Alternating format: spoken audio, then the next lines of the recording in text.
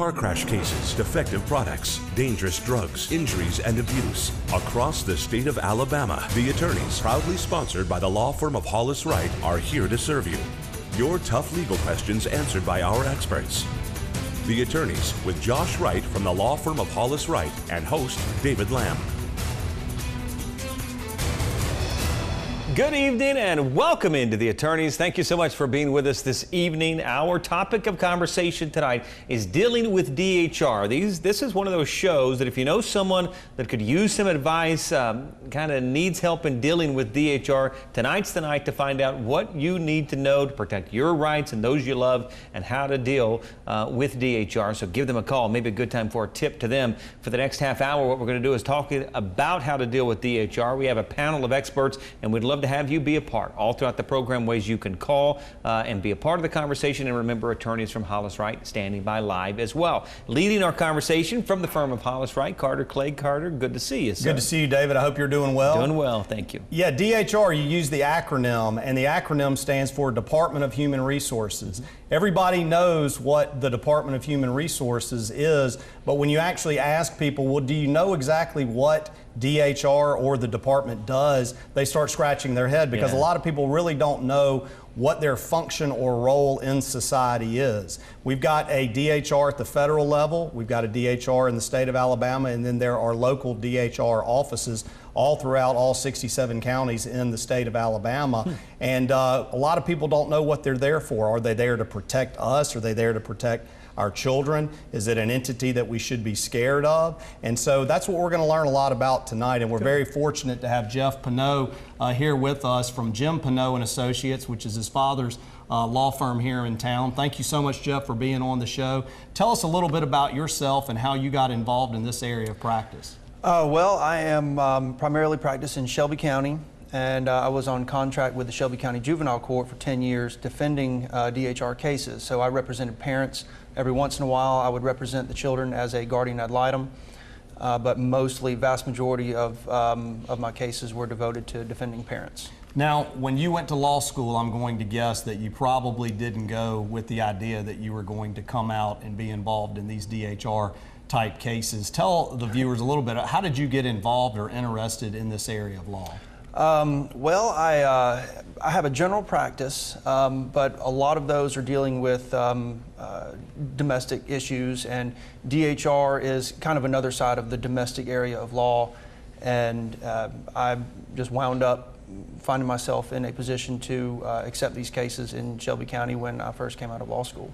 Now, just sort of as a broad overview, I think it would be helpful for the viewers and for everybody watching tonight just to kind of understand what services, just in general, does DHR deal with or get involved in? Well, they do child support enforcement, even across state lines. They can go to other, initiate cases over in other states to get child support for people here in Alabama. They do assistance for needy families, food stamps, Medicaid, things of those sort. They get involved in adoptions? They can, after so kind of the stuff that we're going to talk about. After they actually terminate parental rights, they would consent to the adoption of a child for a foster family. And DHR actually has the right to object in any adoption. You have to put DHR on notice. Now, you're not involved with DHR in all of those different areas, correct? Correct. Now, when you handle this as part of your practice and working with the Shelby County Juvenile Court, what was your area of focus relative to interacting and dealing with DHR? These are the child abuse and family preservation cases where DHR is coming in and saying we either need to take custody of a child or there are other issues going on in the home where we need oversight in the home, trying to offer services to the family so that these allegations kind of go away. And find out whether or not they're true or false and then deal with them accordingly. Right. Obviously, I bet you've probably seen some really sad and tragic situations in families dealing with children and abusive situations throughout your career.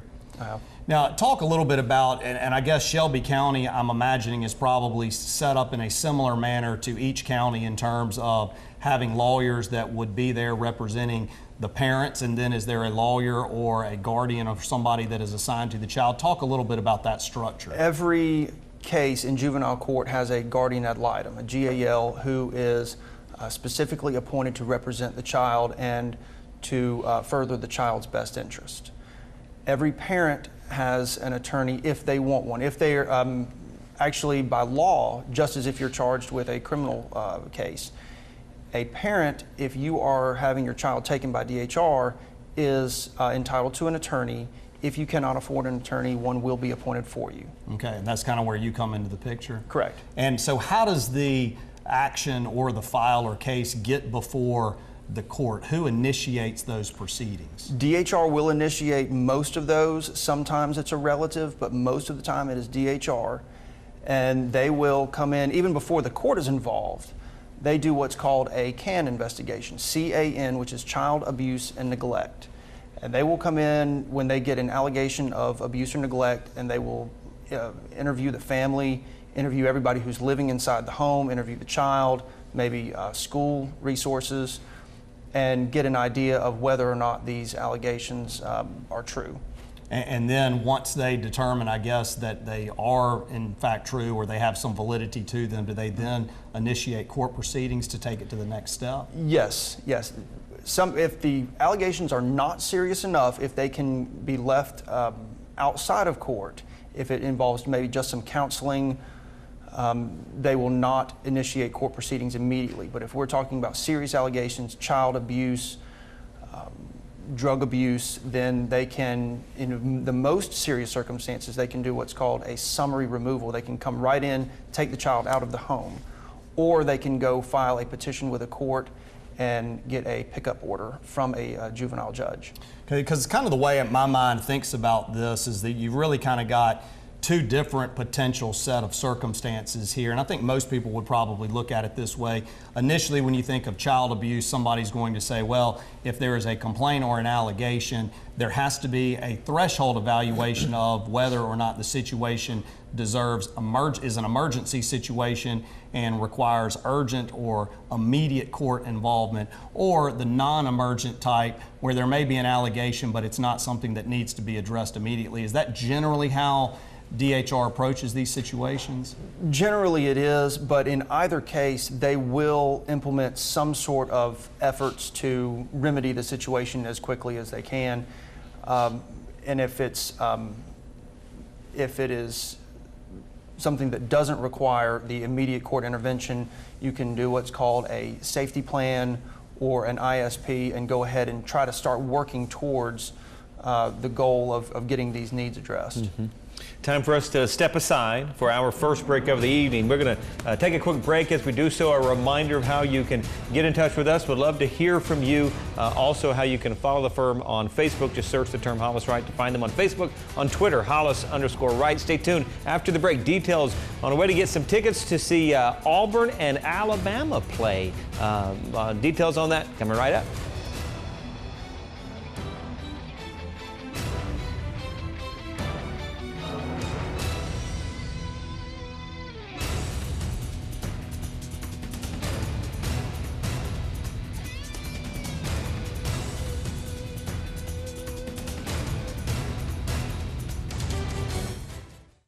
I'm Josh Wright with the law firm of Hollis Wright, a personal injury law firm. Thank you for watching The Attorneys. Now, we hope you, a friend, or a loved one never needs legal counsel for a case. But if you do, the goal of the show is simple. Provide answers and legal counsel when you need it the most. Your call to the show is free, so if you have questions specific to the show or related to other accident or injury-related topics, you can call, email, or text us. Or you can also follow us on Facebook or Twitter, or simply contact us by going to hollis-wright.com and click on the Contact Us link. We know your time is valuable, so thank you for spending it with us watching The Attorneys.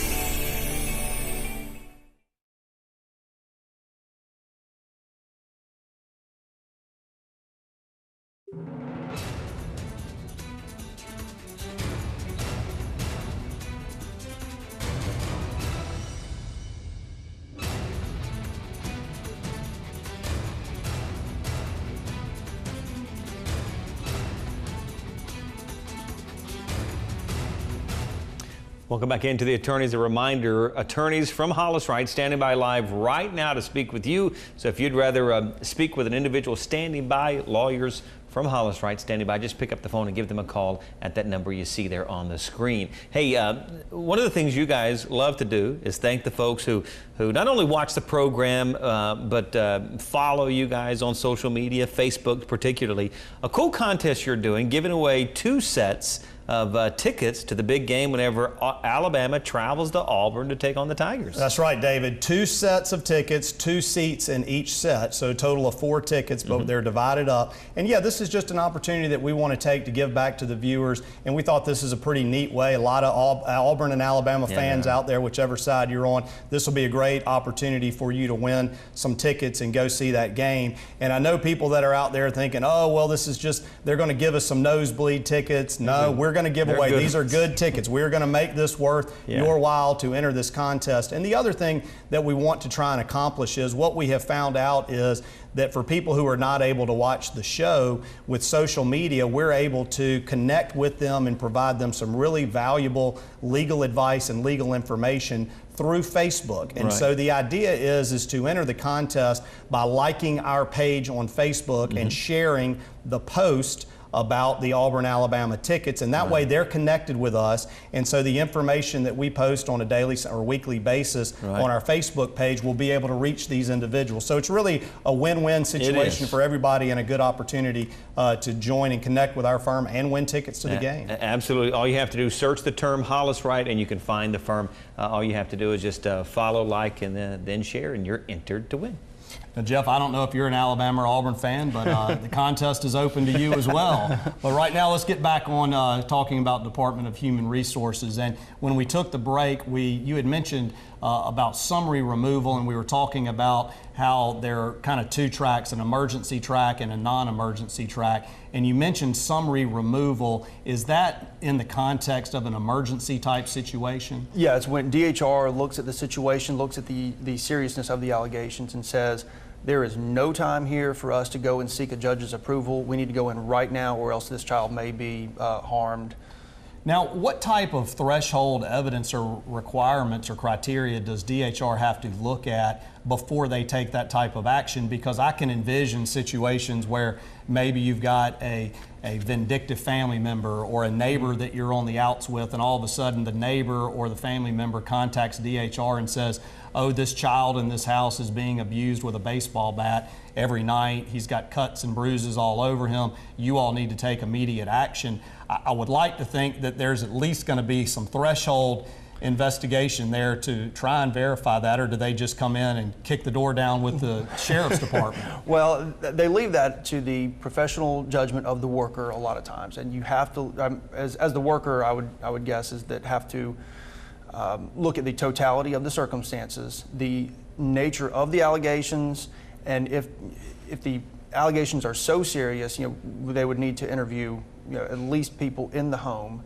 and the child, and look at where the allegations are coming from. If it's coming from a school, somebody at the school, then that would probably have more credibility than somebody who might be vindictive, as you were saying. Yeah, and I imagine these DHR workers, they go through a lot of training and education to understand what they need to be looking out for and what type of investigation that they need to be undergoing or undertaking. But what was interesting to me, and I think would be interesting to all of the viewers, is that all of this can be done absent a court order. In other words, this is really up to the discretion of the DHR employee based on the information that they have at that time, in terms of, I guess, contacting the sheriff's department or the local municipality where that child is living, and literally going in and removing the child. That's right.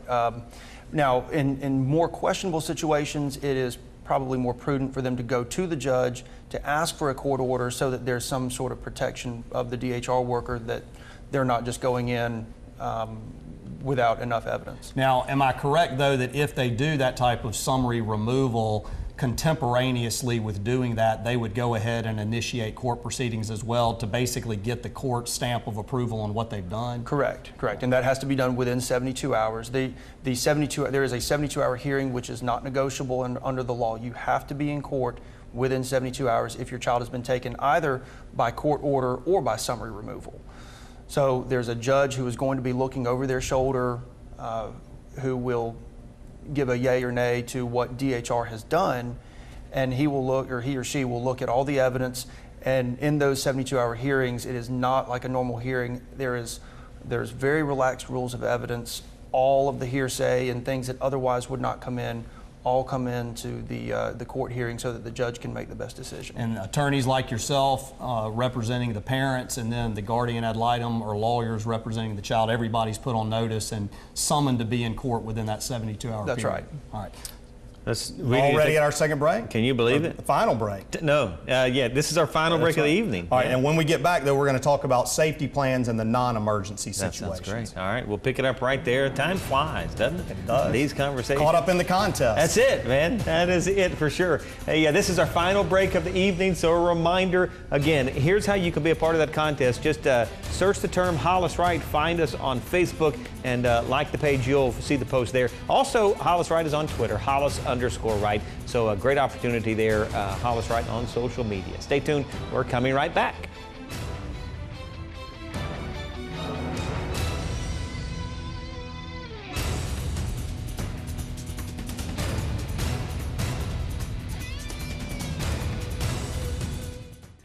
I'm Tyler Vail with the law firm of Hollis Wright.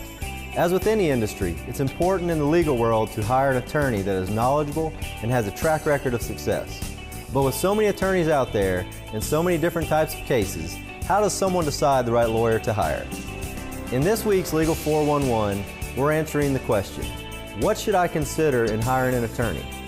In-state versus out-of-state, big firm or little firm, recommendations from friends or family, the internet, the phone book, or TV. With so many choices and so much information, it can be an overwhelming task trying to make the right decision. To complicate things, choosing a lawyer is an important and sometimes life-affecting decision and should not be taken lightly. So how do you select an attorney? Do your research. Look the firm up on the internet. Ask friends and family whether they know or have any experience with a specific firm. If you know any local lawyers, ask them about the reputation of the firms you may be considering. Call a local law office and ask if they are handling cases like yours. There's a good chance they can help you. But if they can't, they can always refer you to someone they respect who handles your type of case. And remember, ask questions face to face. Ask about their experience in handling cases like yours.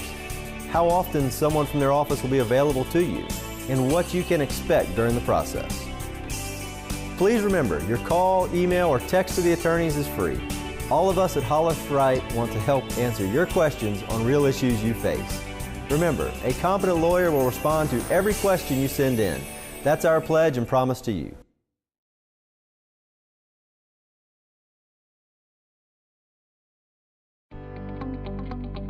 It's common for a potential client to ask, there are many great firms out there. What separates Hollis Wright from other law firms?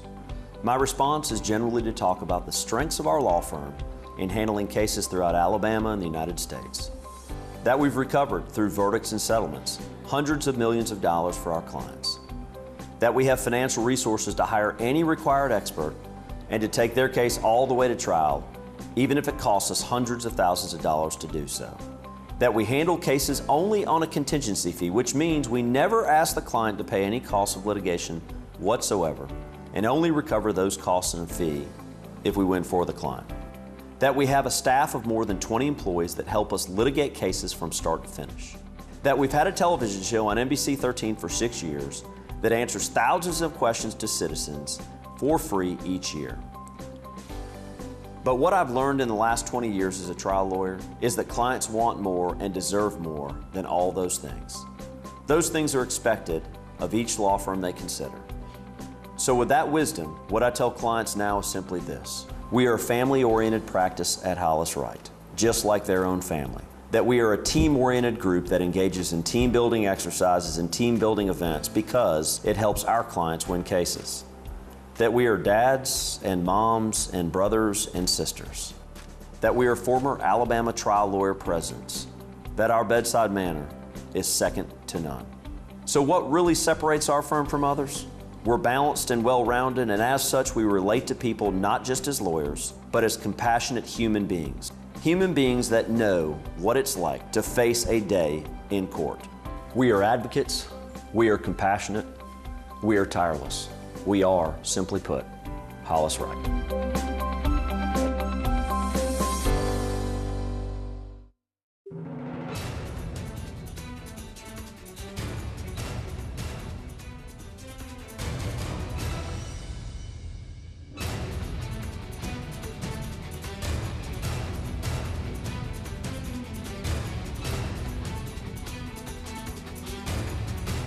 Discussing the ins and outs of dealing with DHR tonight. Would love to have you be a part of our conversation.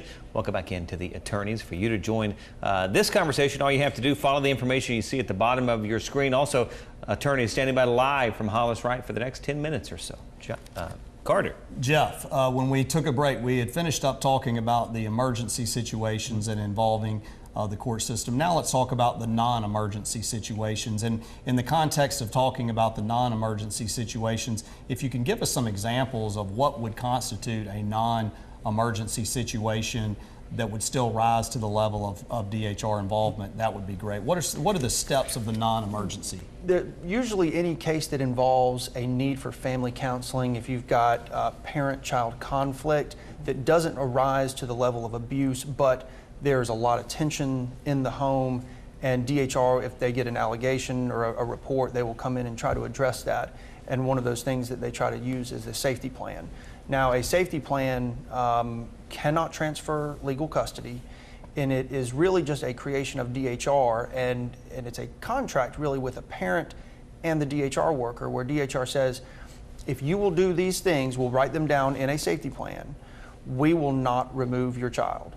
That we think that there's enough here where we can keep the family together without having to remove the child, and that's written and memorialized in a safety plan. And are these customized plans, I guess, on a per family basis? Yes, they are. And typically, who are the individuals that are making allegations about child abuse in a particular home? Is it typically another family member that doesn't live in the home? Is it a neighbor, or is it all of the above? It really is all of the above, and a lot of times it's a child telling someone else, a family member, relative, or somebody at their school, a school counselor, and then those people are what we call mandatory reporters, or the school counselors and doctors as well.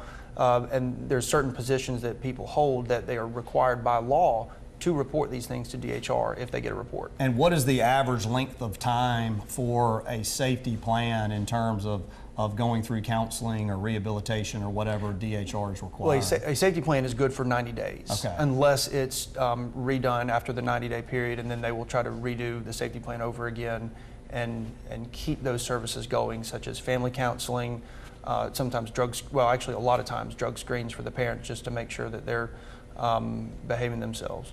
And David, I think we had a question about the safety plan. Yeah, about the signing of the plan. I mean, do you see folks, can they refuse to sign the plan? And if they do, what sort of fallout will there be? You can refuse to sign a safety plan, and what you would be doing is calling DHR's bluff. If DHR thinks that there is enough evidence that they would have to remove the child unless these protective measures are not put in place with the safety plan, then they will come in and remove the child if there is enough evidence there. However, if you refuse to sign a safety plan and there's not enough evidence, then DHR will have to kind of deal with it more or less, and because they don't want to be in front of a judge removing a child when there is not enough evidence to support the removal. And so either way, though, if they go in and remove the child, or I guess if they don't remove the child, this doesn't happen, but if they remove the child, that then triggers that 72-hour time period where everybody has to be before the judge, and DHR gets to explain their position. You're there on behalf of the parents, and then the GAL or guardian is there on behalf of the child. That's correct. Now what exactly are, thinking about more long-term, okay, so they go before a judge believes that there's cause to remove the child, they remove the child from the home. Obviously the parents disagree with what the judge has done. What are some of the steps at that point that a parent can take to either try and, I guess, get the child back, comply with certain court restrictions and limitations and plans that the court imposes? What goes on at that point? Well, in every case where a child has been removed, DHR has to implement a long-term goal, what we call a permanency plan. And the three main permanency plans are return to parent, transfer of custody to a relative, or adoption following a termination of parental rights. And those are the very most egregious circumstances, and a certain amount of time has to pass before a DHR can even do that. But returning to parent, if that is a viable option, then DHR is obligated to do that, and they will do that with the services that we're talking about: family counseling, drug screens, individual counseling for maybe a parent or even a child. And those are discussed at an ISP. I'd mentioned that earlier, right. ISP. That's individualized service plan. And that is what we call, I guess, the roadmap to get us to where we want to go when we're talking about a long-term goal such as reunification. How are we going to get there? We have a meeting at DHR called an individualized service plan, and it's written down just like a safety plan. It's memorialized into an agreement, and then you carry out that agreement. But again, just as with a safety plan, you don't have to agree to everything DHR wants. Right. Real quick, just about out of time, Sure. 2.5 remaining, but just from your standpoint, what's the most common mistake you see folks make in these, dealing with DHR? I would say not being honest about their certain situation. And it's very important that DHR get their allegations right. And that is making sure that whatever DHR sees as a need, they need to make sure that those reasonable efforts are implemented. Yeah, so be honest. That's again your advice. 2 minutes remaining, just enough time for a final thought from the both of you. And if you would, you go first, please, sir. Well, if I may follow up on that, I think that the parents make sure that when you're dealing with DHR, make sure that you identify what your own needs are, because if DHR may come in with a shotgun approach, and they may say, well, drugs, counseling, all these other things. Right. But if the parents are honest, like, this is what we need, these are our needs, we need DHR to help us implement those needs and resolve those things, and everybody can kind of get on the same page and hopefully get a good resolution. And I'm going to use my time to ask one more question. How long could an individual expect, once the child is removed from the home and they are working through this long-term permanency plan, how long typically does that involve court? I've had cases that are as short as 6 months, which may seem like a long time, but I've had them go years. I've had them go up to 4 years. Yeah. Wow. And I think communication is the key. Obviously, it goes without saying, don't abuse your children, don't put them in a situation where anybody could make that type of allegation. But if it happens, then communication is the key, being forthright and straightforward. Right. Hey, we're out of time. Thanks, both of you. Appreciate you being with us, Jeff. Thanks so much. And thank you as well. We appreciate you joining us each and every Sunday night as well. Thanks so much. We'll see you next time right here on The Attorneys.